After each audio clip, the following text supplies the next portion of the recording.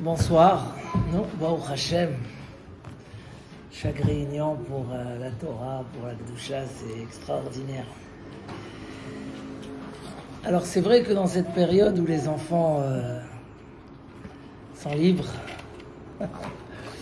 beaucoup de questions d'éducation où on n'a pas le temps toute l'année de se poser. Là, ils nous font des bons devoirs. Et il y a des vraies questions. Et à n'importe quel âge, savoir, voilà, comment gérer les enfants pendant les vacances. Alors on va les occuper, mais c'est une période où il peut y avoir beaucoup d'accrochages, même avec les petits, à savoir s'ils veulent aller dormir ou pas, combien il faut être dur avec eux, ils font du bruit, comment les cadrer. Et c'est vrai que malheureusement, dans beaucoup de maisons, les enfants n'en peuvent plus des remarques, n'en peuvent plus de la morale, hein, et surtout à un certain âge, pour ceux qui ont des enfants déjà, dès que ça commence à grandir, ça y est, ils en ras-le-bol, et du coup, nous on est limités, parce qu'à un moment on pense qu'on est nos limites, et d'un coup on voit que non, ils veulent plus écouter, qu'ils se révoltent, que ça devient dangereux, et du coup, on n'a plus les cartes en main. Et c'est une vraie question, hein, Bezrat Hashem, à réfléchir comment. Souvent on se pose la question, est-ce que dire oui à un enfant ou non à un enfant? Des fois on se dit, pourquoi dire non si on peut dire oui? Mais des fois, on craint que le oui, ça fait un peu trop. Donc c'est quoi les limites? Il va devenir trop gâté. D'une autre part, pour dire non, il faut quand même une raison, à moins qu'il y a des contraintes, mais sinon... Donc, il y a beaucoup de questions comme ça qui se posent. Il y a un rav en Israël qui a écrit un livre sur le chinour. Et bon, c'est vrai qu'en Israël, l'éducation elle est encore plus difficile. Pour plusieurs raisons, mais très très vite les enfants ils grandissent, ils veulent plus écouter. Ça va beaucoup plus vite qu'ici. Et ils ont remarqué que, justement, sur les choses où les enfants ont eu trop de remarques ou de reproches, c'est les choses que les enfants qui se rebellent un petit peu ne veulent pas faire. Pourtant, c'est les choses qu'on a donné tout notre cœur dans l'éducation. On leur a répété tous les matins, tous les Shabbats, viens avec moi à la tfila, fais. Et ces choses-là, quelque part, quand on leur demande pourquoi tes parents, ils ont tout misé sur l'éducation de ce point-là, et il dit oui, mais justement, j'ai besoin de me libérer. Ils m'ont étouffé.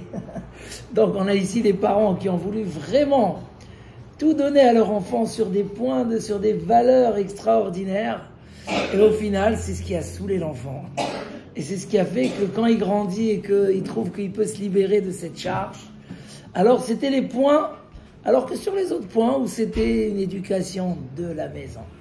Il y a beaucoup de choses qu'on leur dit pas. C'est l'éducation de la maison.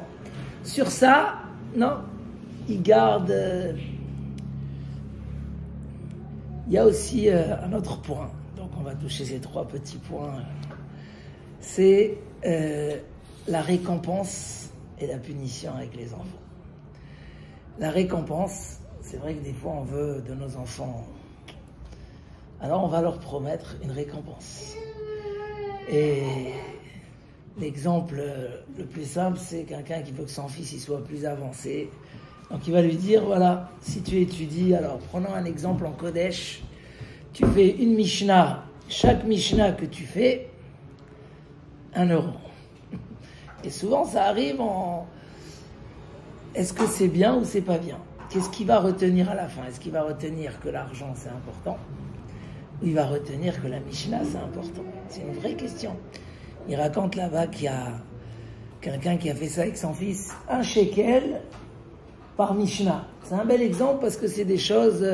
Quelqu'un il m'a dit ce Shabbat, avant que je commence, il m'a dit, voilà, on veut que nos enfants fassent plus, on veut, comment, c'est quoi le secret?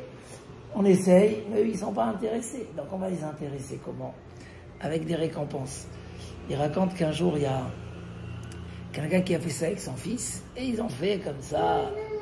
une 50aine de Mishnayot, et l'enfant il a reçu ses 10 shekels, ses 20 shekels. Un jour le père il attend et son fils il n'arrive pas. où tu étais, on devait faire le Mishnah. Il dit, non, j'ai trouvé que le primeur à côté, là, il payait 5 € de l'heure. Donc, c'était plus intéressant au final que ton shekel de Mishnah. Donc, il a dit, c'est vrai, c'est un problème. Comment on fait pour... Alors, si on parle de la punition, c'est encore plus compliqué. Comment l'enfant, justement, lui faire passer la valeur que la punition, c'est qu'un moyen et qu'il ne faut pas qu'il s'arrête là-dessus et qu'il dit, bon, si on me punit, alors je vais cacher, alors je vais m'échapper, etc. Donc, voilà, c'est quelques petites questions. Et c'est vrai que... Alors, on va aller dans ce que nous dit le Gaon de Vilna. Le Gaon de Vilna, il donne une très très belle règle sur le verset de Shlomo Amelech, le roi Salomon. Dit le roi Salomon, Chanoch la na'ar alpi darko. Éduque l'enfant selon son chemin à lui. Ah, c'est un passouk connu. Gam ki yazkin, même quand il va vieillir, lo yasur mimena. Il ne bougera pas de son chemin. Donc, on a l'habitude de ramener ce verset pour dire d'abord, et c'est écrit là-bas aussi dans le Gaon de Vilna, éduque-le dans ce qu'il sait faire, dans son chemin. Ça veut dire, demande à l'enfant ce qu'il est capable de faire, parce que ça, il va le garder même quand il va vieillir. Mais si tu le forces sur des choses qu'il n'est pas capable, il dit là-bas, si par exemple tu sens que, je ne sais pas pourquoi il cite le mot mazal, mais quelque chose qui n'est pas dans son mazal. Par exemple, un enfant qui n'est pas assez intelligent, et on veut à tout prix qu'il fasse des choses où vraiment là-bas, il n'est pas pour les maths. Tu as déjà compris qu'il n'est pas pour les maths. Et toi, tu veux à tout prix qu'il soit le... Alors c'est sûr que on doit les faire avancer dans chaque domaine. Mais, il dit le Gaon de Vilna, essaye de trouver ce qu'il va aimer, ce qu'il sait faire. Et comme ça, tu es sûr que toute sa vie va continuer dans ce chemin-là. C'est vrai aussi des fois pour nous. Hein, il faut toujours trouver, dans chaque chose qu'on veut faire, qu'on veut évoluer, toujours trouver la chose où on va être épanoui dedans. Parce que si rien qu'on se force dans ce qu'on n'est pas épanoui, il dit là-bas quand quelqu'un il fait quelque chose dans la crainte, alors c'est pas quelque chose qu'il va garder. Mais il rajoute encore un chidouche très intéressant. Éduque l'enfant dans des choses que tu veux qu'il garde toute sa vie. Dans des choses que tu veux que ça soit pour toute sa vie. Mais les choses qui ne sont pas importantes pour sa vie, ne perds pas tes forces dessus. Et en fait, il explique comme ça qu'il y a beaucoup de choses avec les enfants. Où en fait, un enfant qui fait du bruit, qui court, ça nous embête. Hein, on va lui reprocher, arrête quand on fait la sieste, laisse-nous dormir, ou etc. Mais au final, tu sais qu'il va grandir, il va arrêter de le faire. Donc dans tous les cas, c'est aujourd'hui il le fait parce qu'il a besoin de se détendre, il a besoin de la place, il a besoin de courir. Donc effectivement, on est amené, et dans beaucoup de cas, surtout sur des enfants excités, beaucoup de cas, c'est 80% des choses qu'on est en train de leur dire. Pourquoi tu n'écoutes pas? Arrête de faire du bruit. Pourquoi tu tardes à aller au lit, etc. C'est vrai, on doit, mais la morale, c'est pas des choses où on doit lui faire passer, lui faire des reproches et de la morale, etc. Parce que c'est des choses qu'il fait parce qu'il est encore enfant, et tu sais que de toutes les façons, il va grandir, il va les comprendre tout seul. Donc plutôt que perdre ton énergie et le crédit qu'on a par rapport à l'enfant, plutôt que le perdre sur des choses comme ça, garde tes cartes pour des choses où tu as vraiment envie de lui faire passer le message. Et là, on est sur une règle très très intéressante dans le Chinour. Il ramène là-bas qu'il y avait quelqu'un en Israël qui a ouvert un centre pour des familles où ils n'ont pas leur père à cause d'un accident ou parce que les femmes sont seules, etc. Mais l'endroit était très étroit. Et donc les enfants, ils faisaient un bruit de fou. Et tout le temps, les grands étaient là à leur dire « Mais arrêtez, arrêtez ». Et tous ces enfants se sont révoltés un jour. Et en fait, ils ont analysé qu'est-ce qui s'est passé. On les a rendus fous sur des choses qui leur servent à rien. Et eux, ils le savent. C'est juste, ils ont un Yetzerara d'enfance. Et là, je reprends le deuxième point. Chanoch la na'ar alpi darko. éduque l'enfant dans les choses que tu penses qui sont importantes dans sa vie. Et là, c'est vrai qu'on ne met pas assez d'énergie sur ça. Quand un enfant vient, on lui dit, voilà, c'est tellement beau la tfila, ça me ferait plaisir que tu viennes avec moi. Ou on essaye de lui faire passer une valeur. Alors, il sait que tu ne lui demandes pas beaucoup de choses. Tu l'arrêtes quand il fait du bruit. Tu lui demandes d'arrêter. Mais il ne sent pas qu'il y a, encore une fois, ce qui dérange la personne, c'est qu'on lui fait de la morale. Nous-mêmes, on n'aime pas qu'on nous fasse de la morale et qu'on nous répète, etc. Donc, savoir distinguer entre les choses qui sont juste temporaires pour les enfants, que c'est juste une question de gestion, où là-bas, on ne doit pas les accuser, on doit comprendre, juste on doit les mettre sur les règles. Il faut qu'ils aillent dormir à l'heure, c'est normal, sinon demain, voilà, c'est normal qu'il ne faut pas faire du bruit, on les arrête. Mais ça s'arrête là. On n'est pas là à les embêter. Mais quand d'un coup on arrive sur quelque chose qui est Chanor, là il faut éduquer. Là on sent qu'il faut éduquer. Combien des fois, par exemple, je vois des gens, ils essayent d'amener leur enfant à la synagogue à l'âge de 3 ans, 4 ans. Des fois l'enfant il veut pas. Et il n'y a aucune règle qui demande que l'enfant vienne aussitôt. Donc, il faut qu'il vienne si ça lui fait plaisir. Sinon, il n'y a pas d'urgence dans l'éducation. Il n'y a pas, c'est pas urgent.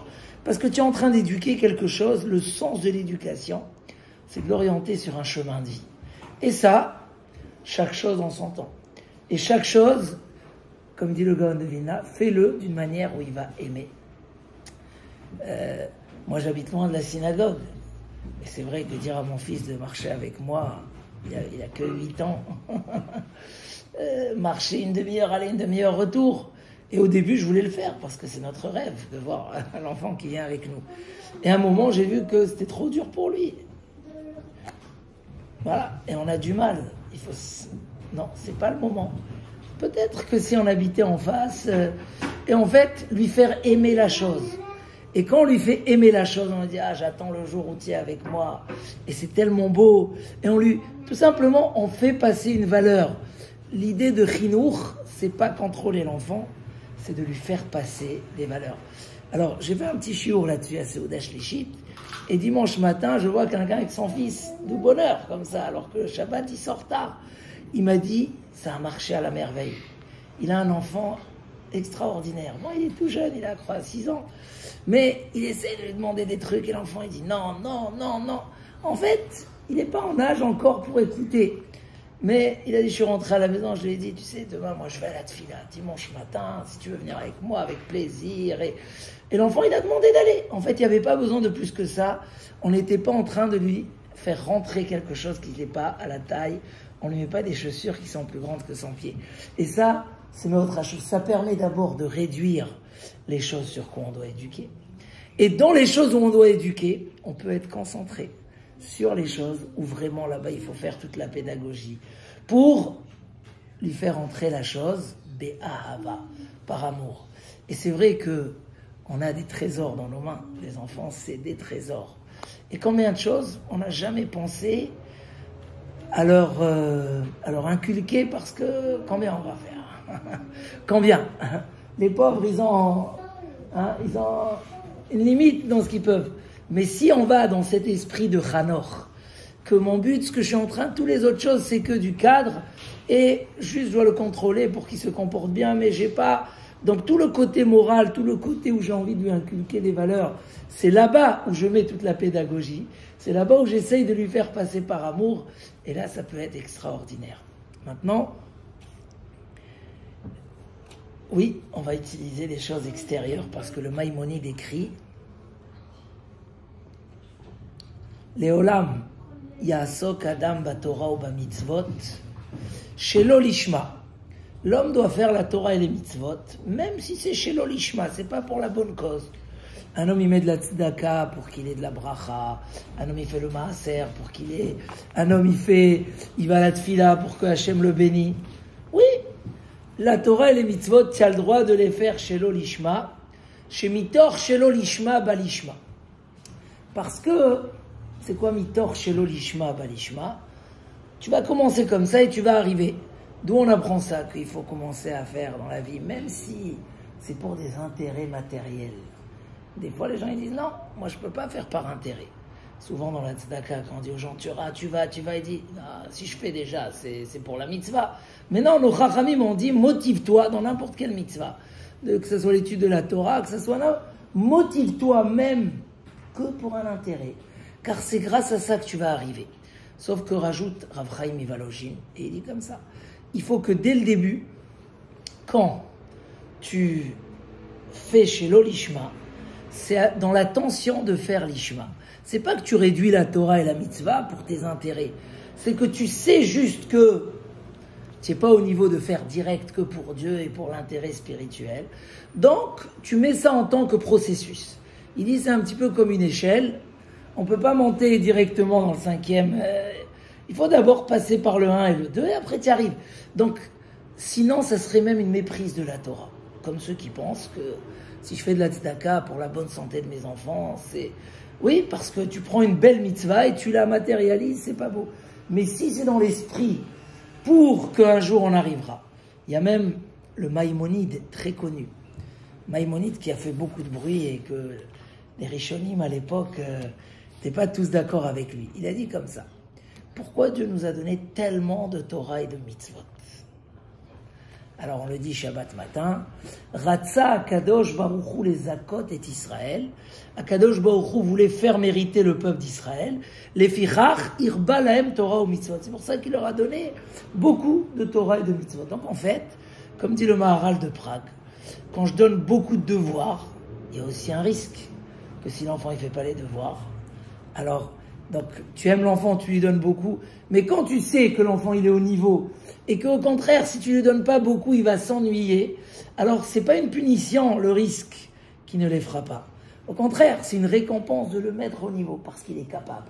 Pour quelqu'un qui n'est pas capable, oui, c'est une punition de lui donner trop quand tu sais qu'il ne va pas les faire. Donc, Dieu a vu que le peuple d'Israël est capable à la Torah et les mitzvot. Dans chaque petit détail, il nous a donné une mitzvah. Tu te lèves le matin, tu vas dormir le soir. On a justement cette paracha de Bilham. Bilham qui a tellement félicité et loué le peuple d'Israël. On voulait même prendre le verset qu'il a dit sur le coucher et le lever et le mettre dans le Kriyat Shema.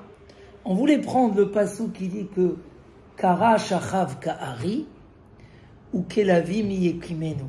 Quand un juif il va dormir, alors il va dormir tranquillement parce qu'il est en confiance en Hachem. Et avant de dormir, il fait le schéma pour enlever tous les mauvais esprits, tous les mochés. Donc on va dormir comme une lionne. Elle est tranquille, elle a le lion qui la garde et elle déjà elle est assez. Et le matin, kelavi miyekimenu. On se lève, comme ça il dit Bilham sur le peuple juif, on se lève comme un lion. Il dit Rashi qu'un juif, quand il se lève, il a plein de mitzvot avant d'aller au travail, déjà prendre le schéma, faire le tzitzit, mettre les tefilines. Donc il se lève comme un lion, l'artof à mitzvot, comme si que c'était trop 12 heures pour... Et il se lève, hein, c'est ce qui se passe, tu vois les gens courir à la synagogue, les enfants à l'école juive, etc. C'est-à-dire que le matin, on commence la journée, déjà on dirait, on se lève comme des lions. Et c'était un tellement beau verset, parce que ça montre comment notre vie elle est composée, qu'ils ont voulu le mettre dans le schéma. Sauf que ça faisait un peu trop long, donc ils n'ont pas... Mais en tout cas, d'où on apprend que quand tu fais la Torah... Alors, je reviens au Maïmonide. Le Maïmonide, lui, comprend que non. On nous a donné beaucoup de Torah et de mitzvot, c'est pas juste pour du mérite. Parce que si c'était ça, on peut te donner la même mitzvah plusieurs fois. Dieu nous a donné beaucoup de mitzvot. Il dit les Maïmonides que pour avoir le monde futur, le Olam Haba, il faut une mitzvah, les Shem Shamaim. Il faut que dans ta vie, tu aies fait une mitzvah, tu l'aies fait complètement que pour Dieu. Et pour arriver à cette mitzvah qui va te donner ton monde futur, parce qu'elle était totalement les Shem Shamaim, donc Dieu nous a donné beaucoup de mitzvot. Alors c'est-à-dire que la majorité, on va les faire avec un intérêt, mais dans tout ce qu'on va faire, le fait qu'on fait, on va y arriver à une ou plusieurs mitzvot qu'on va faire vraiment pour Akadosh Baruch Hu. En tout cas, le Shelo Lishma, Shelo Lishma, ça veut dire pas pour la bonne cause, pas pour la vraie cause. Ça existe même chez nous. On doit le faire. Alors évidemment que chez les enfants qui sont pas encore suffisamment prêts pour, ils n'ont pas encore tous les valeurs. Évidemment, il dit le Maïmonide, quand un enfant il vient à l'école, on le motive avec un chocolat. Dès qu'il s'agit un petit peu, on le motive avec un appareil. Voilà, il cite le Rambam comme ça, des choses qui vont motiver. jusqu'à que la personne grandit et elle comprend la valeur des choses. Donc effectivement, faire dépendre d'une récompense ou d'une punition, c'est une bonne méthode dans l'éducation. Mais l'erreur, elle vient aussi là. C'est Hanor. La récompense, c'est secondaire. La chose elle-même, c'est une éducation. Le problème, c'est quoi? C'est que nous, on se facilite la vie. On dit à l'enfant, écoute, tu m'amènes une bonne note, tu es récompensé. C'est bien, lui, qu'est-ce qu'il a retenu? Que bon, il faut arriver à la récompense. Donc si demain, il a cette récompense plus facilement, il n'a plus besoin de ton cadeau. Hein, il va te dire, à la Sina, il me donne... Et c'est vrai, et il amène là-bas énormément d'expérience, des gens qui ont fait des choses bénévolement. Et le jour où on a dit, non, il faut les payer quand même, parce que regarde tout ce qu'il fait. Alors le fait de les payer, le jour après où on leur a demandé, fais quelque chose, dit, non, combien tu me payes? Et là, du coup, on a perdu. Donc en fait, on va faire dépendre la chose la plus importante qu'on veut lui inculquer dans une récompense. Mais pour aller rapide, alors on passe direct à la récompense et ça marche très vite. Mais tu ne l'as pas éduqué dans ce que tu voulais de lui. Si tu voulais qu'il fasse quelque chose de bien, si tu voulais qu'il soit gentil avec sa sœur, si tu voulais qu'il fasse de la Mishnah, tu lui as pas expliqué pourquoi il faut faire de la Mishnah. C'est-à-dire, lui, il n'a pas compris. Lui, il a compris que sur chaque Mishnah, il reçoit un shekel, c'est tout, ça s'arrête là. L'autre jour, justement, combien j'ai essayé les Mishnayot avec mon fils. J'ai vu avec lui les Pirkei Avot et comme ça, mais c'était dur, des fois, il disait non, je veux pas. Pourtant, il est motivé. Et là, dans l'école, entre eux, ils ont parlé, les enfants, que pour la bar mitzvah, c'est bien d'arriver, de finir une série de Mishnah, faire un sioum, etc. Et donc, lui-même, il a demandé, il a dit, et là, je lui ai rajouté la récompense, mais j'ai vraiment ressenti que jusqu'à aujourd'hui, quand je lui dis fais la Mishnah, je ne lui explique pas pourquoi je veux qu'il étudie de la Mishnah. Quel est le but? Ça veut dire en fait, si on fait un raccourci trop rapide vers... Parce que, donc on lui donne l'impression que la récompense est bonne. Non, on fait chez l'olishma. Tu fais la mitzvah pour un intérêt. Mais bien sûr, d'abord, explique. C'est quoi cette mitzvah? Pourquoi il faut la faire?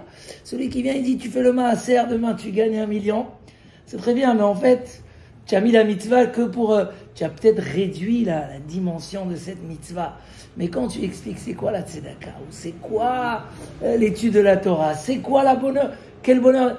Et derrière ça, il y a des promesses. Ça t'amène à un bien-être, ça t'amène... Donc effectivement, bien sûr que là, la récompense, c'est un encouragement qui est très très positif. Et c'est la même chose dans la punition. On a étudié dans le Messilat Yesharim, on a fait Messilat Yesharim sur la colère. Hein, on fait tous les matins des cours, ils sont sur Facebook, ceux qui ne travaillent pas le matin. Voilà, même au Maroc, quelqu'un m'a appelé la semaine dernière, il m'a dit je suis les cours. Donc on a parlé de la colère, combien la colère c'est mauvais à tous les niveaux et qu'il faut apprendre l'ashtika, se taire. Et là, le Messilat Yesharim évoque le problème de l'éducation. Il dit, même pour éduquer son fils, la colère n'est pas justifiée.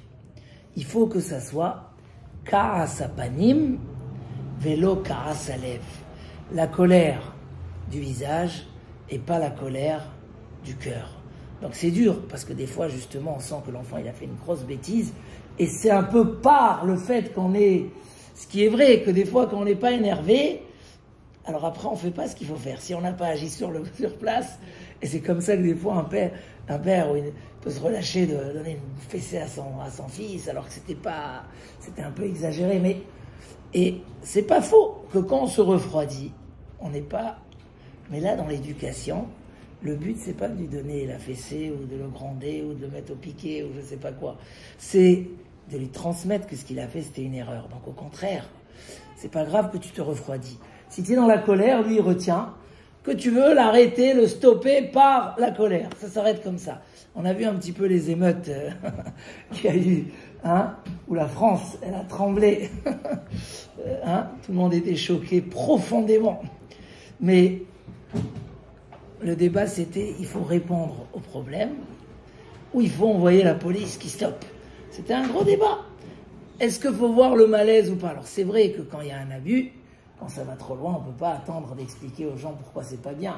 Mais dans le fond, l'essentiel, c'est de réparer ce qui ne va pas à l'intérieur. Donc quand un enfant il fait une bêtise et on veut il dit le Messilat Yesharim, Kaas Apanim, tu lui montres que tu es très énervé, hein, mais le Kaas Alev, tu ne dois pas être...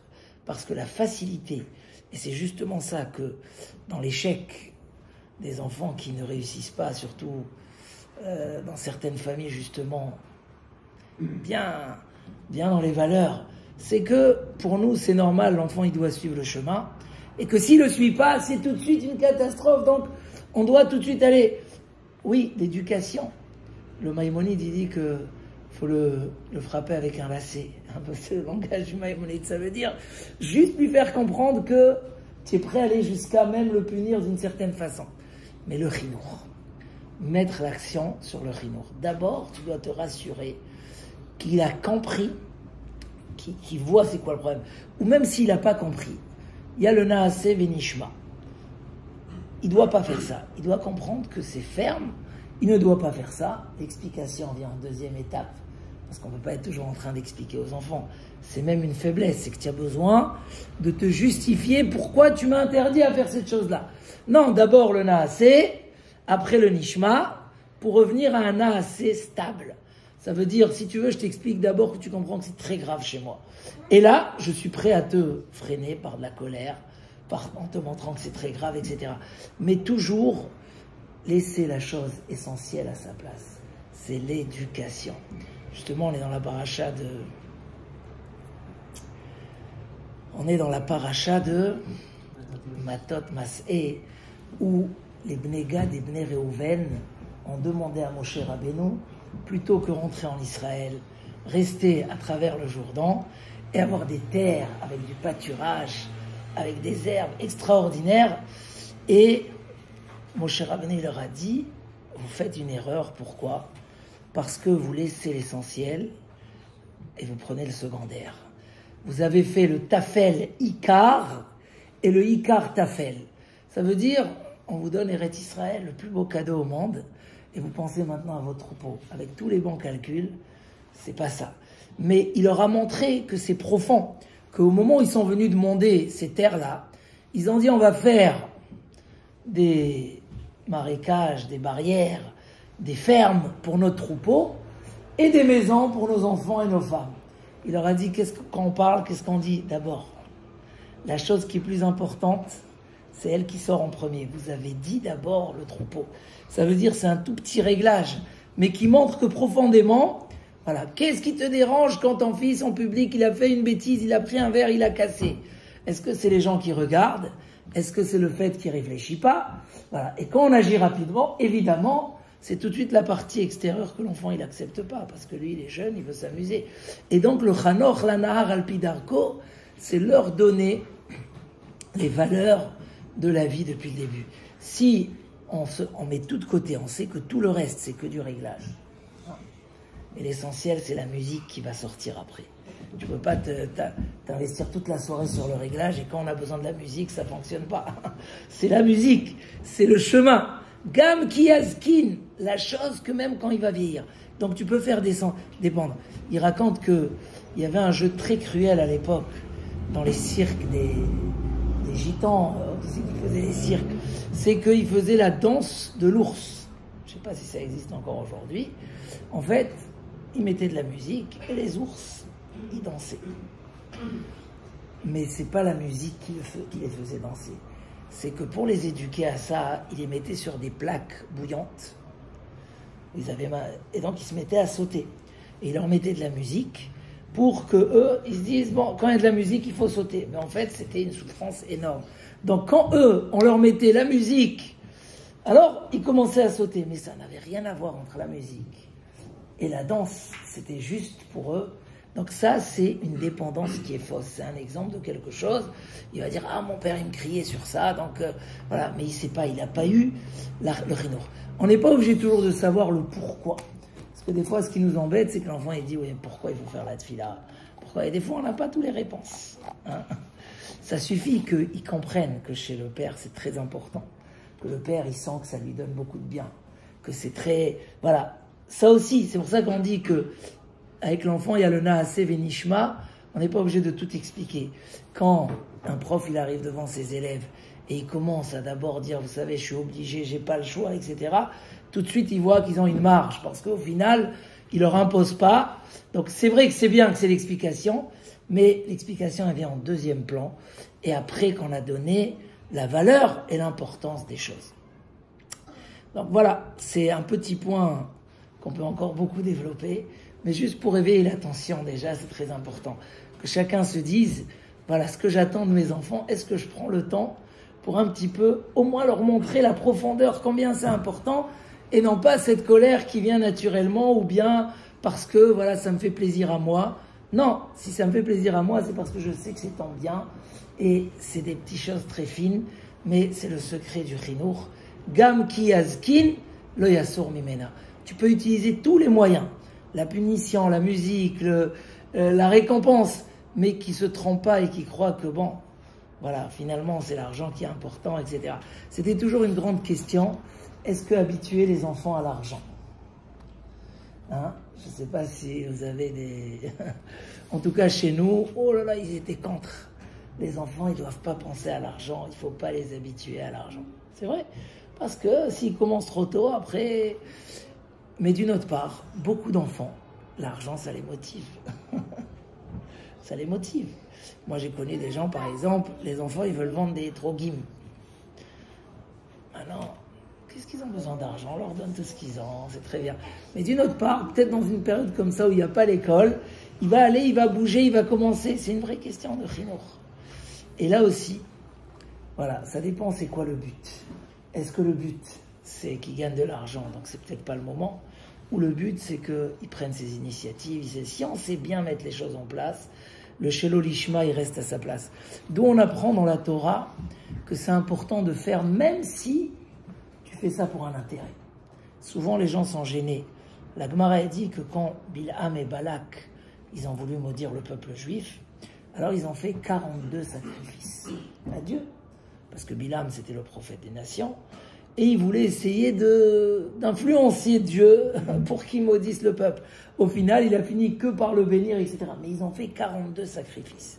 Et la Gemara a dit que grâce à ce que Balak, il a fait 42 sacrifices, malgré qu'il y avait un intérêt dans ces sacrifices, il a mérité d'avoir de sa descendance Ruth, la grand-mère du roi David.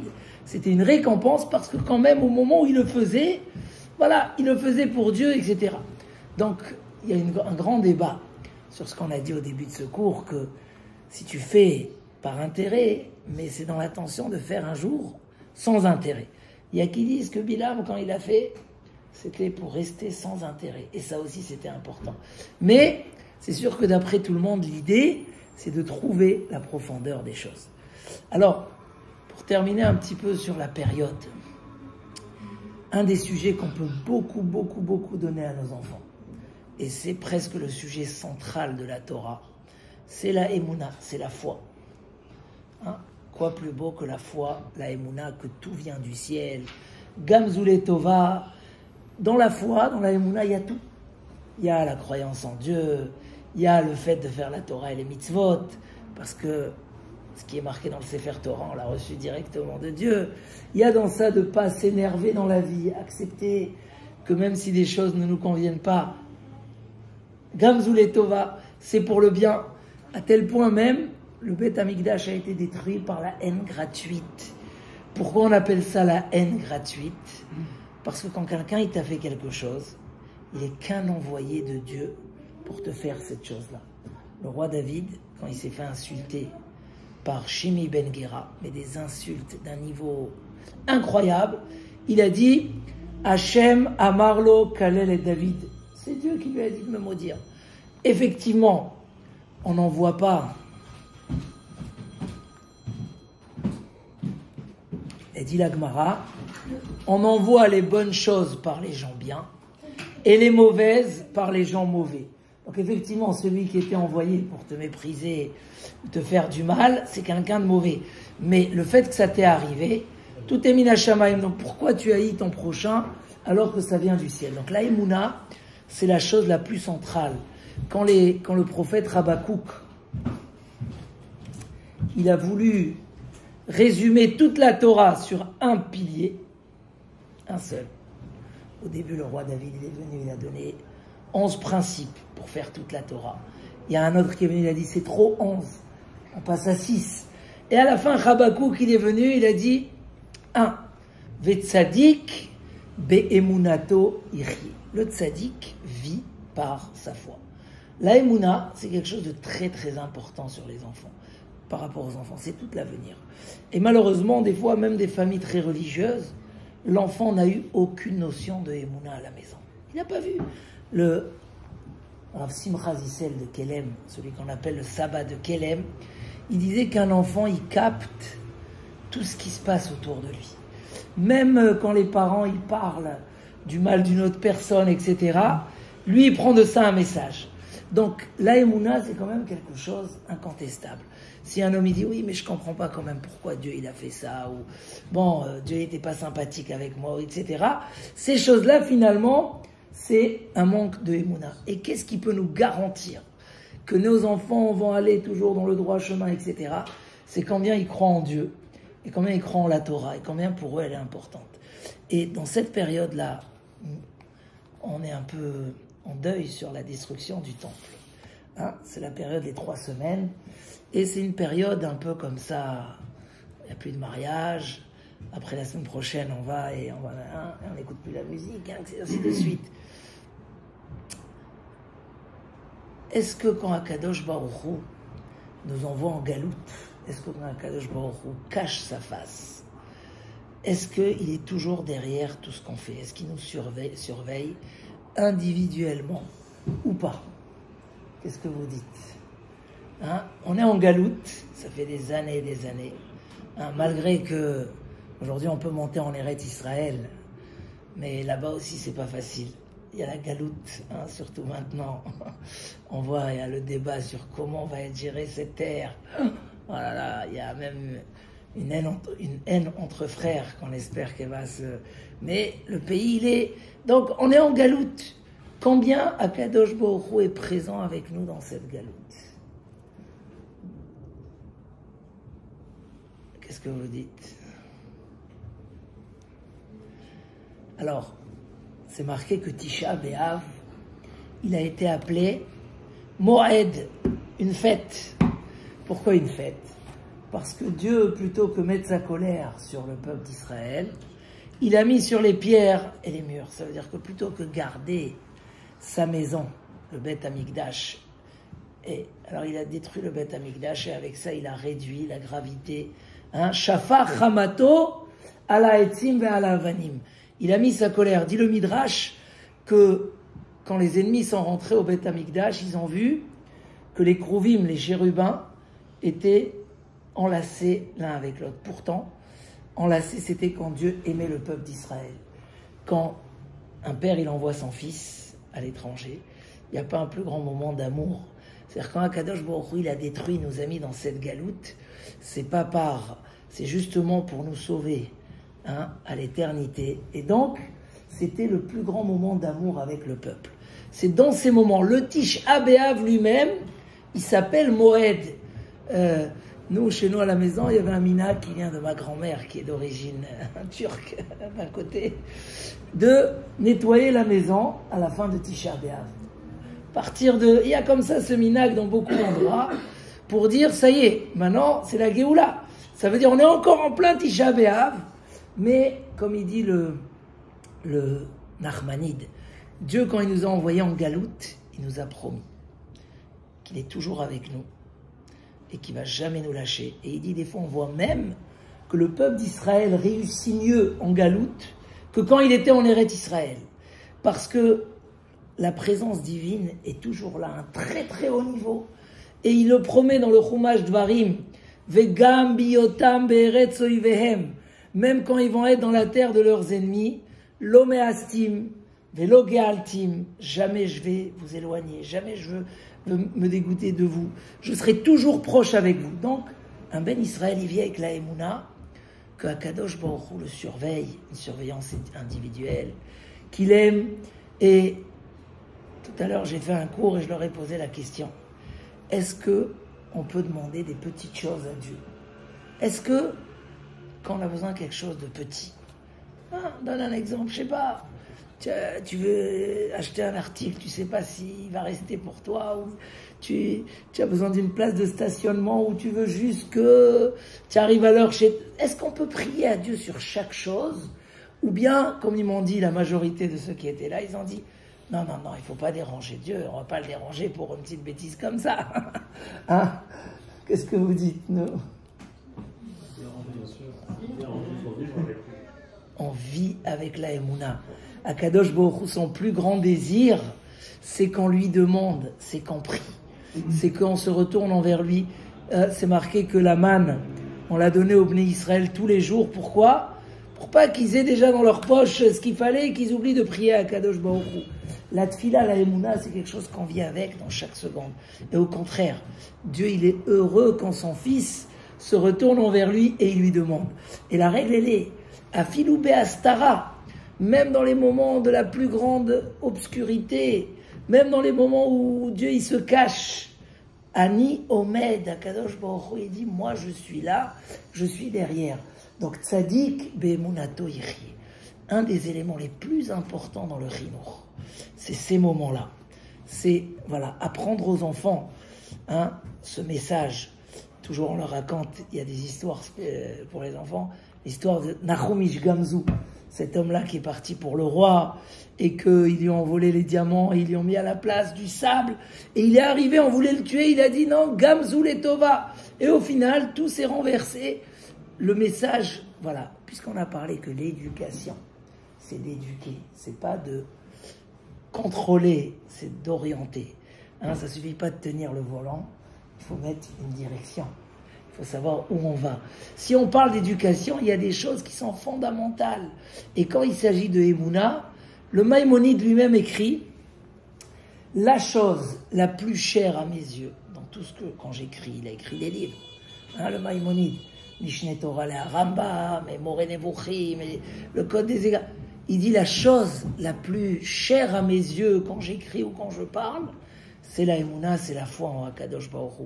Et la foi, c'est que l'homme il est surveillé individuellement et que Akadosh Baruch Hu a pitié de chacun, il sait ce que chacun a besoin et il cherche le mieux.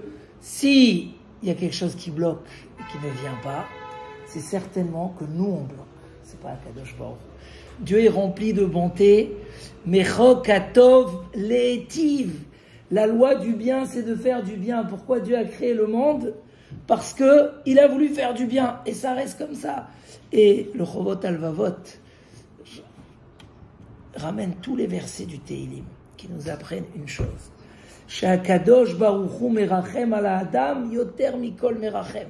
Dieu a pitié de l'homme plus que tout homme qui peut avoir pitié de lui. Et toute pitié qui vient de quelqu'un, de nos proches, ça vient d'Akadosh Baruch Hu. Et il amène les psukim. Donc, les psukim nous conseillent que notre confiance, quand on a quelque chose, quand on a besoin de quelque chose, la première chose, le réflexe, c'est se tourner vers Akadosh Baruch Hu. Pas besoin d'être dans la prière. Halachiquement, une femme qui n'a pas le temps de faire sa prière, comment elle peut accomplir la mitzvah de prier tous les jours? On a une mitzvah de prier tous les jours. Ou les ovdo, bechol levavchem, servir Dieu de tout ton cœur, zetfila. Donc c'est une mitzvah. Et bien c'est marqué dans la halacha que avant qu'ils nous ont instauré les tfilotes avec tous les demandes de tout ce qu'on a besoin, la sagesse, la santé, la parnassa, alors il fallait faire une demande. Donc une femme qui n'a pas le temps de prier, halachiquement, pour faire la mitzvah, elle doit tous les jours demander un truc à Akadosh Baruch Hu. Avant de sortir, avant de machin, un truc. Que ça soit sur ses enfants, que ça soit sur la santé, que ça soit sur une demande. En fait, c'est ça la tfila, c'est ça la mitzvah de la tfila. Et ce lien qu'on a quotidiennement avec Akadosh Baruch Hu, que lui il est avec nous, même si nous, on n'est pas. Mais quand bien que la lune va se tourner vers le soleil, alors le soleil pourrait l'éclairer davantage. Si elle donne le dos, il y aura le minimum, parce que c'est comme ça. Mais si, donc combien qu'on se retourne, et ça dans l'éducation c'est très important, parce qu'on ne sait pas aujourd'hui les enfants ils grandissent, où ils vont, qui ils fréquentent, etc.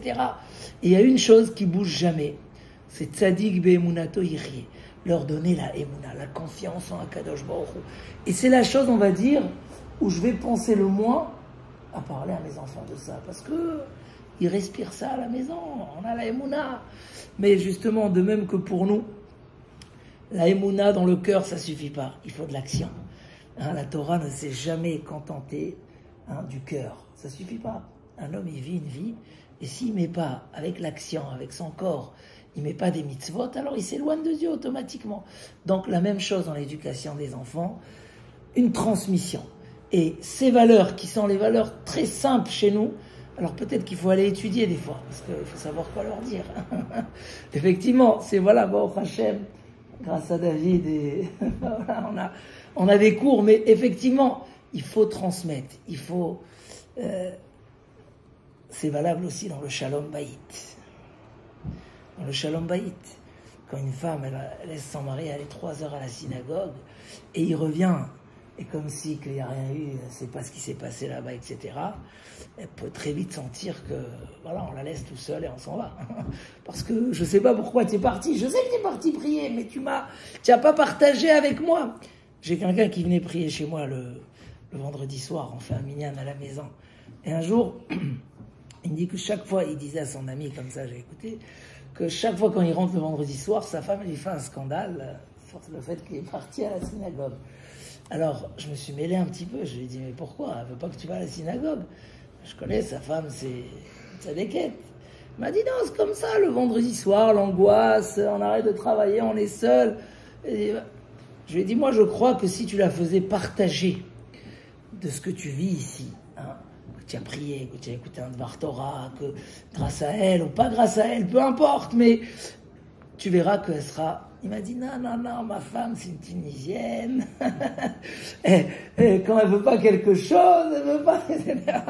Je lui ai dit, on fait un pari, essaye, tu verras. 3 mois après Pessah, il m'a dit, je t'ai pas dit, vraiment, maintenant, chaque fois je viens, je vais partager. Ça veut dire, ce que tu vis, tu sais aussi l'amener. Tu vis pas seul ta vie. Et après, quand tu viens, ça commence à 0, le compte il est à 0. Non, t'as attendu pendant 3 heures. Donc, savoir qu'il y a des choses qu'il faut savoir faire partager. Et les enfants, c'est très important. Chanor, voilà, le message de ce soir, c'est éduque-le dans des choses qu'il va garder toute sa vie. C'est là l'éducation. Tout le reste, à la limite même, attention de ne pas trop alourdir pour rien. Parce que tu alourdis, tu vas dire, ouais, chaque fois que je fais la sieste, tu me réveilles, et chaque fois qu'on te dit d'arrêter, tu continues. C'est pas tellement, c'est peut-être que c'est un enfant qui est un bon vivant, qui court, qui l'aime bien, il a besoin de ça. Alors tu peux lui dire d'arrêter, mais pas de morale. La morale, les vraies transmissions, chanor, dans les choses où vraiment on veut l'éduquer, dans les choses qu'on veut qu'il garde toute sa vie. Et ce qu'il y a de très curieux et très intéressant, quand les enfants, ils ont été inculqués des valeurs par amour, comme il dit le Gaon de Vilna, mais ahava, par amour, même s'il y a une période dans leur vie où ils sortent un petit peu, la réalité, elle montre que dès qu'ils s'apaisent, dès qu'ils retournent, ils refont tout ce qu'ils ont vu à la maison. Et il y a même, on a eu une discussion l'autre jour sur un minag qu'on avait, et qu'aujourd'hui les Sfarades ne le font pas, est-ce qu'il faut quand même le faire passer aux enfants? Et quelqu'un a dit, le chez nous existe. Vous savez c'est quoi le chez nous existe? Chez nous à la maison, on a l'habitude de faire ci. Chez nous à la maison, moi j'ai quelqu'un, il m'a raconté que encore il était au Maroc et sa mère un jour elle a pris le verre. Il n'y avait pas beaucoup d'argent à l'époque. Ils ont mis du lait, elle a jeté à la poubelle. Il a dit mais pourquoi d'après la halakha si c'est à froid et en plus c'est un verre, c'est pas sûr qu'il est de viande, etc. Elle a dit non, chez nous si ça touche c'est terminé. Donc j'ai peur qu'il se mélange. Il a dit ça m'a marqué chaque fois que je touche à la cache-route. Hein, il dit on est venu en France, les universités. Je dis, oh non mais chez nous à la maison.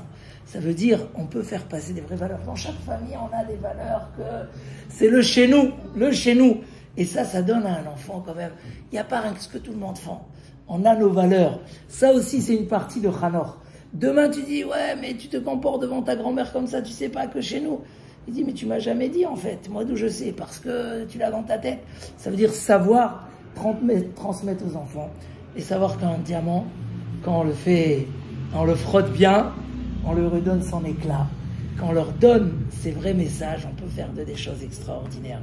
Alors, Bezrat Hashem, voilà, les vacances, plutôt que ça soit le moment de conflit avec les enfants, parce qu'ils ne sont pas structurés, parce qu'il n'y a pas d'école, parce que, au contraire, c'est le meilleur moment où l'enfant il devient ami avec ses parents, on va dire. Il n'y a plus fait ci et fait ça et les devoirs. Et quand on devient ami, c'est le moment où on peut justement leur inculquer. Et ce qu'on veut qu'ils fassent, voilà, il faut leur montrer que chez nous, c'est pas juste un devoir, c'est dans nos sentiments, c'est quelque chose qu'on aime faire. Et voilà, profiter des vacances justement pour passer les meilleurs moments de la vie avec nos enfants, plutôt qu'être en train de les grander sur chaque bêtise, etc. Bezrat Hashem, Chazak, on ait une belle réussite, et chaque millimètre de réussite dans l'éducation, ça n'a pas de limite et de valeur. Chazak ou Baruch.